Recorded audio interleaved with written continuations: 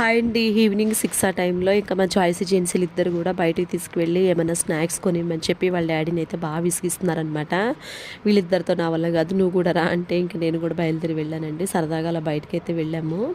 అయితే ఏం తింటారని అడిగితే ఫ్రైడ్ రైస్లు, బోండాలు, బజ్జీలు ఇలాంటివి కాకుండా కొంచెం ఆయిల్ లేకుండా మంచిగా ఉండేది ఏదైనా పర్లేదంటే సర్లే పుల్కాలు తిందాం రండి, ఇక్కడైతే బాగుంటాయి పుల్కాలు అని చెప్పి ఒక ప్లేస్కి అయితే తీసుకెళ్లారండి. వాళ్ళు చిన్న బండిలాగా పెట్టుకున్నారు, కానీ ఎంత నీట్గా మెయింటైన్ చేస్తున్నారు, ఎంత నీట్గా చేస్తున్నారు నాకైతే బాగా అనిపించిందండి. అసలు పుల్కాలు కూడా చాలా మంచిగా చేశారు, చాలా సాఫ్ట్గా టేస్టీగా ఉన్నాయి. జాయ్సీ జెన్సీలు ఇద్దరు కూడా హ్యాపీగా తినేసారండి. మేము కూడా అంతే. అందులోకి కర్రీస్ ఏమో ఆనియన్ టమాటో ఒక కర్రీ, పన్నీర్ మసాలా కర్రీ ఒకటి, నెక్స్ట్ పప్పు, ఈ మూడైతే వేశారు.